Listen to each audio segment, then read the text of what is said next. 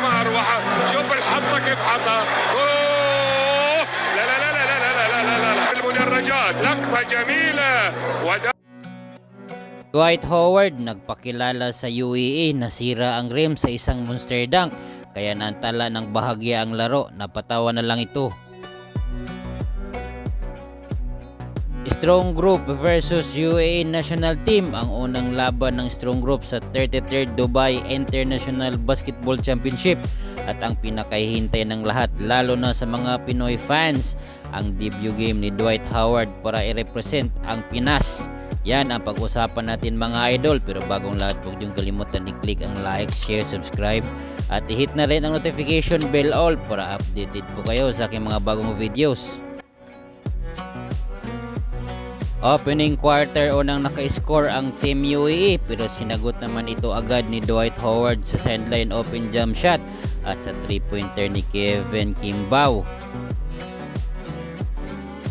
Mackenzie malupit na crossover move na iwan ang bantay. Ang ganda ng assist ni Mackenzie to Robinson para sa sideline open 3-pointer. Mackenzie na naman ankle breaker, bagsak ang kalaban para sa open layup. Nag-ambag pa si Dwight Howard ng isang layup at isang monster dunk na kinagulat ng lahat. Nasira ang rim, nagsigawa ng mga fans kaya bahagyang nantala ang laro. Napatawa na lang din si Superman sa nangyari. Ang ganda ng set play ni Kevin Kimbao to Dwight Howard, kinalabaw ang kalaban para iangat ang Strong Group sa 8-point lead, 48-40 end of the first half. Third quarter na mga idol, nagpaula ng 3-pointer si Jordan Hiding, hindi pa rin kumukupas at Kevin Kimbao sa assist ni Kuya Andre. Mackenzie at Robinson nagpaparamdam na rin. Binutata pa ni Kuya Andre ang kalaban kahit makikita natin hirap na siya tumalon. Halatang bumagal na si Kuya Andre, pati ang percentage ng kanyang shooting bumaba na rin, 0 out of 10.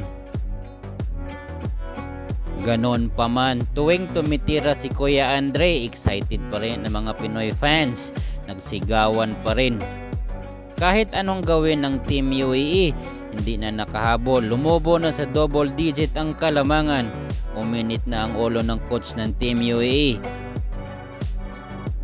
Kaya panalo ang Strong Group, 16 big points lead sa score na 82-66.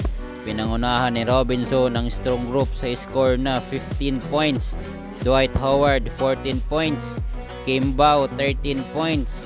Mackenzie 11 points at Hiding 8 points. Halos lahat nag-contribute dahil sa ganda ng nilalaro ng Strong Group at ang ganda rin naman ng player rotation dahil kay Coach Charles Chu at Assistant Coach Topic Robinson. Kaya abangan pa rin natin ang sunod na laban ng Strong Group. Mamaya na yan mga idol, alas 9:15 ng gabi Pinas time.